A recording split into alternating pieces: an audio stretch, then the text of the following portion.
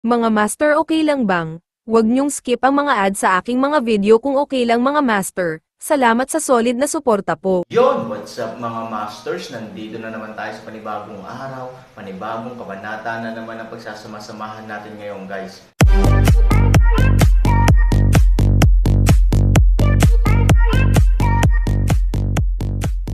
Bali mga masters, kung bago ka pa lang po sa aking YouTube channel, please click the subscribe button, lalong-lalo na po yung notification bell guys, para maging connected pa rin tayo sa isa't isa at maging updated kayo sa mga susunod ko pang video. Bali mga masters, bago natin umpisahan ng kwento ay mag-shoutout po muna tayo para sa mga solid nating tagapakinig. Shoutout kay Danilo Wamar at shoutout kay Jeps. Yun na nga mga masters, no? Bali hindi na ito patagalin. In 3, 2, 1, let's go! Dahil handa kang tumulong sa angkan ng dragon, sasabihin ko sa iyo ng maaga ang isang sikreto. Tama ang iyong pinili. Hindi ako alarmist o intentional threat, kundi para sabihin ang totoo. Tumanggo si Aaron. Kung hindi mo pipiliin na tulungan kami, sa totoo lang, hindi mo alam kung ano ang susunod mong gagawin. Isa lang ang alam ko, iyon ay, magkakaroon ka ng malaking kawalan. Nang bumalik ang apat na dragon, ibinunyag nila ang kinaroroonan ng puso ng pamilya ng dragon. Sa oras na iyon, sinadya kong puntahan ka para kunin ang puso ng pamilya ng dragon. Gayunpaman, sa kabutihang palad, hindi ko alam kung ikaw ay isang madaldal na tao noong panahong iyon. Kung tutuusin, ang puso ng pamilya ng dragon ay ang pinakamataas na kayamanan. Napakaposible na ang taong kumuha nito ay hindi na ibabalik ito. Kaya't, kung mangyari ito, magkakaroon ng labanan sa pagitan ng mga dragon at tigre. Ang aming pamilya ay may mahinang potensyal. Hindi na ito dati. Kung gusto naming makipaglaban sa mga Diyos at mga lalaking tulad mo, sino ang mananalo? Alam ng Diyos kung sino ang mananalo. Kaya, bago lumabas, pumunta ako sa lumang bulwagan ng pamilya ng dragon at nagtanong sa aking mga ninuno. Hindi mahalaga kung magtanong ka. Speaking of this, puno pa rin ng gulat ang mga mata niya. Halatang hindi niya alam kung sinong makapangyarihang ninuno ang tinanong niya. Maraming mga ninuno ng nasyonalidad ng dragon, at maraming sikat na pinuno ng nasyonalidad ng dragon na kilala ng mga tagalabas lamang. Gaya ng Yinglong, Zulong at Zulong. Kung ilalabas mo ang mga ito, mabigla ang mundo. Gayunpaman, kung titingnan ang hitsura ng matanda, hindi siya dapat handang sabihin kung sino siya. Siyempre, ayaw magtanong ng Aaron. Sinabi niya sa amin na huwag kang makipagkaibigan. Sa kabaligtaran, dapat tayong maging sinsero sa isa't isa. Maging ang ating mga kababayan ay dapat na dominado mo. Sa ganitong paraan, babangon ang angkan ng dragon. Kaya't lagi kong tinatawag ang aking sarili sa harapan, sa iyo. Kung hindi, sa edad o seniority, bakit hindi mo ako tinatawag na elder? Ano bang masama kung tawagin kitang younger student? Gayunpaman, hindi ito ang mga pangunahing punto. Ang pangunahing punto ay kung ano ang maaari mong makuha. Ano ang makukuha ko? Sumimangot si Aaron. Hindi niya naisip ito. Tinulungan niya si Linlong, na katumbas naman ng pagtulong sa pamilya ng dragon. Sa katunayan, ang ubod ay ang kanyang damdamin kay Linlong, hindi para sa kung ano ang kanyang makukuha. Kahit na, handa ang Aaron na isakripisyo ang kanyang sariling mga interes. Marami kang makukuha. Ngumiti siya at sinabi sa akin ng aking lolo na ang pagtutulungan sa pagitan mo at sa akin ay talagang kombinasyon ng tadhana. Kaya naman, para sa iyo at sa akin, ito ay isang malaking pagpapabuti. Hindi naisip ni Han Sanchen na kailangan niyang tumulong sa iba, lalo na sa kanyang mga kaibigan. Ngumiti si Aaron. Ang kahulugan ng isang kaibigan ay dapat mamagitan. Tumanggo siya at sumang-ayon, ngunit ang kahulugan ng magkakaibigan ay tulungan at palagwin ang bawat isa. Ayon kay Zuyi, kapag pumayag ka sa hiling ko, may ibibigay din ako sayo. Tapos bigla siyang gumalaw sa kamay niya, at may lumabas na susi sa kamay niya. Ang lungsod ay patungo sa Hilaga. Pagkatapos ng halos 177 kilometro, mangyaring maghanap ng latian sa Timog Silangan. Kailangan mong marating ang gitna ng latian, at pagkatapos ay makikita mo ang isang bayonete sa gitna ng lupain. Sir, pwede niyo pong ilagay ang susi sa gitna ng bayonet, tapos pwede po kayong pumasok sa isang misteryosong lugar. Sir, tandaan niyo po, napaka-espesyal ng mysterious area. Sir, mag-isa ka lang makapasok, at hindi ka dapat magdala ng iba. Kung hindi, sa pagsasalita tungkol dito, ang kahulugan sa kanyang mga mata ay napakaseryoso. Ikaw at ang taong iyon ay nasa isang estado ng walang hanggang kapahamakan, sumimangot si Aaron. Ako na naman, there are some things. The less you know, the safe it is, sir. Please remember my words firmly. Gabi na, sana makalimutan mo na kailangan kitang makilala ngayong gabi. Sa sandaling ngumiti siya, biglang naging transparent ang kanyang figura at tuluyang nawala sa malamig na hangin. Sa oras na ito, walang iba si Aaron kundi isang susi sa kanyang kamay. Matapos bawiin ang susi, lumipad muli ang Aaron pababa sa dingding, ngunit nasa kalagitnaan pa lang ito ng hangin. Ngunit biglang may narinig na boses sa himpapawid. Napakaganda ng liwanag ng buwan ngayong gabi. Si Aaron ay sumimangot at mukhang nag-iingat, ngunit nakakita siya ng isang figure na bahagyang nakahiga sa mga ulap at nakatingin sa buwan sa itaas ng kanyang ulo sa kalangitan sa hindi kalayuan sa likuran. Ang lupain ng pamilya ng demonyo ay may kakaibang araw at buwan. Hindi naman kagandahan. Kung ayaw mong magdagdag ng isang pang-uri, natatakot ako na ito ay kakaiba lamang. Wala itong kinalaman sa kagandahan. Sa ilalim ng mahinang liwanag ng buwan, bagamat binuhat niya siya pabalik, nakita ni Aaron na ang figure ay puti. Bagaman ito ay bahagyang nagsisinungaling, hindi nito kayang takpan ang kanyang walang katulad na misteryosong figure at isang pares ng payat at magagandang binti na bumihag sa kaluluwa ng mga tao. Ngunit hindi ito ang mga pangunahing punto. Ang pangunahing punto ay ang figure na ito ay maaaring magpababa ng hindi bababa sa pagbabantay ng Aaron ng hindi bababa sa kalahati. Ito ang pinuno ng dalubhasa sa puti, ang babaeng nakaputi. Hindi ba dapat makinig ka ng musika sa handaan? Paano ka pupunta sa lugar na ito para i-enjoy ang buwan? Huminto si Aaron at nagtanong. Hindi ba pumunta rin dito si Mr. Han? Tanong niya pabalik. Napangiti si Aaron, nako, para lang lumabas at huminga. Totoo bang makipagkilala sa mga kaibigan? Napangiti siya. Sa sandaling lumabas ang pangungusap na ito, nagulat si Aaron. Hindi kaya ang pakikipagkita niya sa Dragon of Silver Armor ay kilala niya. Higit pa rito, ang pinakamahalaga at nakakainis na punto sa kasalukuyan ay ang kanilang dialogue ay ganap na narinig ngayon lamang. Young Master Han, huwag kang kabahan. Ben, ngayon lang kita nakita at may anino na pumunta sa langit. Hindi ko alam kung saan ako nagpunta o kung ano ang sinabi ko. Hindi ako mahilig makinig sa mga bulong ng iba. Hindi man lang siya lumingon, ngunit halatang nahulaan niya kung ano ang iniisip ni Aaron sa oras na ito. Ngumiti si Han Sanyi, hindi ito kinakabahan, ito ay pagkalito lamang. Kung gayon hindi mo kailangang malito, young Master Aaron. She said with a slight smile, dahil si Mr. Han ay pumunta dito para sa isang kaibigan, kaya ang maliit na babae ay pumunta dito para sa isang kaibigan.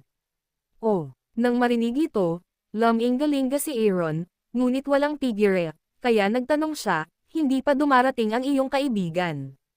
Hindi, nandito siya, nandito na tayo, sumimangot si Aaron. Sa kanyang sariling divine sense at sensing ability, dapat imposible para sa kanya na makahanap ng taong malapit. Hindi ba't si Mr. Aaron ang kaibigan ng batang babae? Pagkatapos ay bumangon siya ng dahan-dahan, tinanggal ang sombrero sa kanyang ulo, at pagkatapos ay dahan-daang lumingon. Nang walang takip ng sombrero, ang kanyang belo ay ganap na natanggal sa kanyang mukha, at ang kanyang walang katulad na mukha ay direktang lumitaw sa harap ng Aaron sa liwanag ng buwan. Ikaw ba yan? Sumimangot si Aaron. Ngumiti siya, nagulat ba si Mr. Aaron? Pagkatapos, bahagyang bumantong hininga siya, I'm still a child. I should have guessed 1 or 2 long ago. Mukhang hindi ko alam kung masyado bang pinahahalagahan ng maliit na babae ang bata, o masyado siyang idealistic. Nang marinig ni Aaron ang talumpati, nabigla siya at hindi napigil ang mapangiti, ang isang tao sa Aaron ay talagang makitid ang isip at inaasahang gagawin ito. To tell you the truth, kung hindi ipakita ng babae ang totoong katawan niya sa personal, kahit pag-isipan ito ni Aaron sa loob ng 3 araw at 3 gabi, hinding-hindi niya iisipin na magiging ikaw ang misteryosong white expert na tumulong sa akin. Oo, sa mata niyang Master Han, ang unang bagay na dapat ay ang mababang pagtingin sa maliliit na babae at sa iba pa, kaya natural, hindi natin tayo iisipin sa kritikal na sandali, hindi ba? Kung tungkol sa pangalawang punto, Napakasimple din, sa mata ni Mr. Aaron, dapat tayong maging mga kaaway, o 10,000 hakbang pabalik, hindi tayo katulad ng mga tao. Pinakamabuting huwag magkaroon ng alitan, huwag mag-usap tungkol sa tulong, kung tutuusin, ayaw itong tanggihan ni Han Sanchen, iyon ang sinabi niya, mukhang si Mr. Aaron ay isang maliit na tiyan na manok, dito. Si Mr. Aaron ay humihingi muna ng tawad, hindi humingi ng paumanhin si Aaron, ngunit itinaas niya ang kanyang kamay at sumabad, young Master Han, hindi mo na kailangan, sa katunayan. Tama ka, biglang nagtaas ng ulo si Aaron at nagtataka siyang tumingin sa kanya, magkaaway tayo, masasabi pa nga na ang kalaban natin ay dapat ay digmaan kapag nagkita tayo, walang posibilidad na magkaroon ng kapayapaan, kaya naman, hindi kailangang makonsensya si Mr. Aaron sa kanyang espekulasyon, tapos tutulungan mo ba ako? Biglang napagtanto ni Aaron na maaaring mali ang kanyang mga salita, ngumiti siya at sinabing, sorry, I should call you Princess 7. Storytelling channel sa YouTube. Totoong hindi ibang tao ang babaeng nakaputi, kundi ang 7 prinsesa ng pamilyang Pei na ikakasal sa Ghost Zone sa Demon Cloud Ghost City noong araw na iyon. Maganda talaga ang orihinal na hula ni Mingyu. Kung napakaraming Panginoon, paano sila magiging mga ordinaryong tao? Gayunpaman, natatakot ako na hindi niya makalkula ang libu-libong mga kalkulasyon, at tiyak na hindi siya. Tama siya tungkol sa malaking pamilya, ngunit ang malaking pamilyang ito ay magiging sikat na pamilya ng Tao, ang pamilyang Pei. Sinaktan mo ang young master ng pamilya natin. Galit na galit ang tatay ko at pinakiusapan niya akong pakasalan si Ghost Zone. Gusto rin niyang makiisa sa puwersa ng Magic Cloud Ghost City para bitag ka.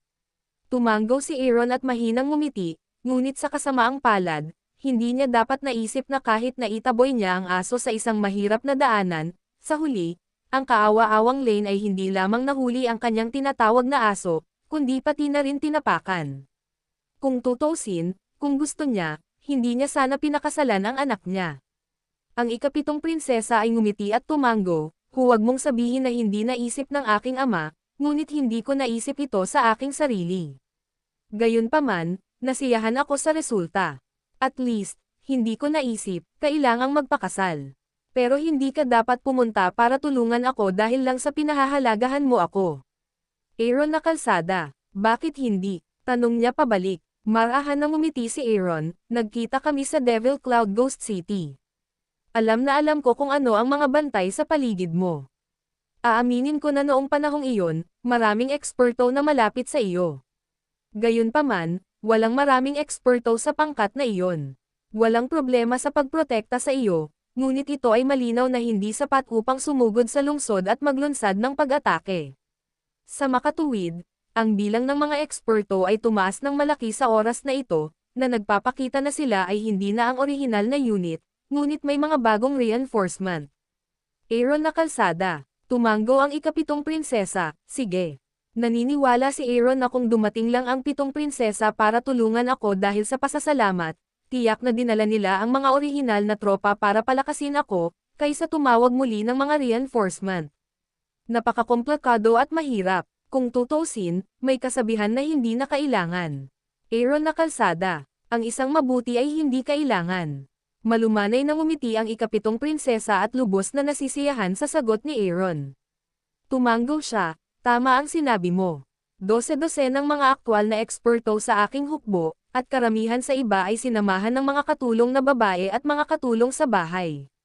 Sa kasalukuyan, maliban sa ilan sa mga eksperto sa orihinal na koponan, karamihan sa mga taong ito na sumasalakay sa lungsod kasama ko ay tinipon ko sa pangalawang pagkakataon. Ang pamilyang Pei ay mayroong 36 na tropa ng Tiangang, na siyang pinakapiling mga espesyal na tropang panglaban ng pamilyang Pei. Ang lahat ay binubuo ng napakalakas na eksperto, at ang bilang ay humigit kumulang 100. Sa pagkakataong ito, inilipat ko ang 4 na tropa na pinakamalapit sa akin, kasama ang aking sariling entourage, sa kabuuan na higit sa 400 katao. Nang marinig ito, maging si Aaron ay hindi napigil ang umiling, ibig sabihin, ang mga eksperto na pagmamay-ari ng pamilya Pei ay hindi bababa sa 9 beses na mas marami kaysa ngayon. Kung gayon, ang pamilya Pei ay talagang isang malaking puwersa na dahilan upang ang pamilya Kirin ay kailangang yumuko. Pagkatapos ng lahat, hindi banggitin ang anupaman, Ang 36 na hukbong desyo lamang ay maaaring sapat na para sa maraming puwersa na uminom ng isang palayok. Gayunpaman, bahagyang umiling ang ikapitong prinsesa, hindi, ang pamilya Pei ay mayroon pa ring 72 masasamang espiritu. Sa katunayan, ang kanilang bilang at kakayahan ay katulad ng Tiangang, ngunit ang kanilang tungkulin ay iba sa Tiangang. Karamihan sa kanila ay may pananagutan lamang sa ang pamilya Pei. Aaron drew ng kaunti mula sa sulok ng kanyang bibig, iyon ay, mayroong higit sa 7,000 mga eksperto. Shit, mayroong halos 10,000 tulad masters. Maging ang tunay na Diyos ay makakaramdam ng sakit ng ulo pagkatapos silang panoorin. Hindi katakataka na ang young master ng pamilya Pei ay napakayabang, at hindi nakakagulat na ang pamilya Kirin ay may isang anak na babae, ngunit hindi sila nang ahas na lumabag dito. Hindi nakakagulat na paulit-ulit na paalalahanan ng patriarch ng Kirin ang kanyang sarili na mag-ingat. Damn it, you really have to be careful. Ano? Natatakot? Tanong ng ikapitong prinsesa. Not to mention meeting such a large group of experts, pakiramdam ko manhid lang ako marinig dito. Kaya nga, medyo natatakot talaga ako. Sinabi ni Aaron ang katotohanan, gayunpaman, ang takot na ito ay hindi kakilakilabot. Ang kakilakilabot na bagay ay na gumagawa ka ng mga bagay na labag sa iyong budi at pinapagalitan ng iba bilang hamak. Pinagtatawanan mo ba ako na hindi tauhan ang ginagawa ng young master ng pamilya Pei? Hindi naman nagalit ang ikapitong prinsesa, bagkus ay tinakpan niya ang kanyang bibig at ngumiti ng palihim. Alam ng Diyos, Aaron na kalsada, hindi aminin o itanggi, nakaturo lang sa langit ang Aaron. Ngumiti ang ikapitong prinsesa, alam kong ako ang pamilyang Pei. Talagang nagmamalasakit ka sa aking mukha. Well, for your sake, sasabihin ko sa'yo kung bakit kita tutulungan, okay? Yun na nga mga masters, no? Bali panibagong kabanata na naman yung natapos natin ngayong gabi. Muli, maraming salamat po talaga sa walang sawang suporta po sa aking YouTube channel na talagang inaabangan nyo po ang bawat upload ko po. Bali mga masters, magkita-kita ulit po tayo bukas ng gabi at ngayon po ay magpapaalam po muna tayo. Bali mga masters, bye-bye!